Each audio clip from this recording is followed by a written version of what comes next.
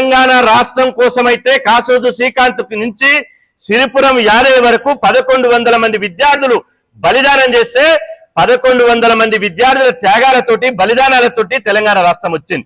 రేపటి తెలంగాణలో చదువులు ఉండాలి, కొలువులు ఉండాలని చెప్పి బలిదానం చేస్తే ఇవాళ తెలంగాణ రాష్ట్రంలో 10 సంవత్సరాలు కేసీఆర్, ఇవాళ 2.5 సంవత్సరాలు రేవంత్ రెడ్డి గారు కూర్చున్నారు. ఇవాళ మీరు పేద విద్యార్థులు అంటే మీకు లెక్కలేరు, పేద విద్యార్థుల చదువులంటే లెక్కలేరు. మేము అడుగుతున్నాం స్పష్టంగా సూటిగా, ఇవాళ మీడియా ద్వారా రేవంత్ రెడ్డి గారిని ఒక ప్రశ్న అడుగుతున్నాం.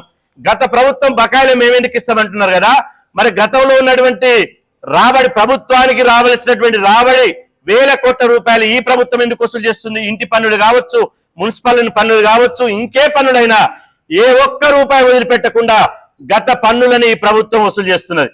మరి గత ప్రభుత్వంలో ఉన్నటువంటి సచివాలయంలో మీరెందుకు వస్తున్నారు? గత ప్రభుత్వం చేసినటువంటి పనులలో మీరెందుకుంటున్నారు? కాబట్టి గత ప్రభుత్వం ఈ ప్రభుత్వం కాదు, ప్రభుత్వం ప్రభుత్వమే, అది గుర్తు పెట్టుకోవాలి. ఇవాళ మేము అడుగుతున్నాం, పిల్లలకు ఫీజు రియంబర్స్మెంట్ ఇవ్వాలంటే 5,000 కోట్లతోటి మేము గాంధీ విగ్రహం పెడతా అంటున్నాడు. 5,000 కోట్లతోటి గాంధీ విగ్రహం పెడతాడట. 1,50,000 కోట్లతోటి మూసి సుందరీకరణ చేస్తాడట. అరే నాయన, ఫీజు రియంబర్స్మెంట్ రాక పిల్లలు పిట్టల రాయిపోతున్నారు, కన్నీళ్లతో చదువుకుంటున్నారు, తమ రక్తాన్ని నమ్ముకొని ఫీజులు కడుతున్నారు.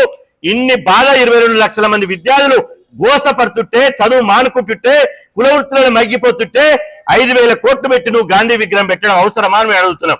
గాంధీ విగ్రహం ఎవరి కోసం పెడుతున్నావు? మూసి సుందరీకరణ ఎవరి కోసం పెడుతున్నావు?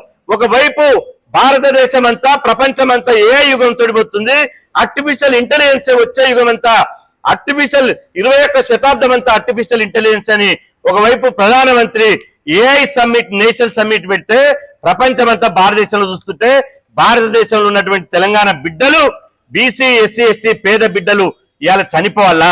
కాబట్టి ఈ విషయాలన్నీ సిఎస్ గారికి స్పష్టంగా చెప్పాం.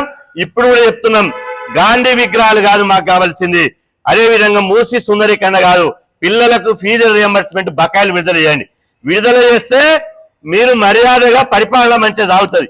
విడుదల లేకపోతే మాత్రం బీసీ జేఏసీ ఆధ్వర్యంలో మాకు కలిసి వచ్చేటువంటి అన్ని పార్టీలను, ప్రజా సంఘాలను, బీసీ, ఎస్సీ, ఎస్టీ మైనార్టీలను కలుపుకొని ఖచ్చితంగా పెద్ద ఎత్తున రాష్ట్ర వ్యాప్తంగా ఉద్యమాన్ని ఉధృతం చేస్తామని చెప్పి సందర్భంగా హెచ్చరిస్తున్నాం. రిలీజ్ చేయాలి, పెండింగ్ ఉన్న స్కాలర్షిప్ ఫీజు రియంబర్స్మెంట్ వెంటనే రిలీజ్ చేయాలి, తక్షణం రిలీజ్ చేయాలి, ఫీజు రియంబర్స్మెంట్ స్కాలర్షిప్ వెంటనే రిలీజ్ చేయాలి, విడుదల చేయాలి.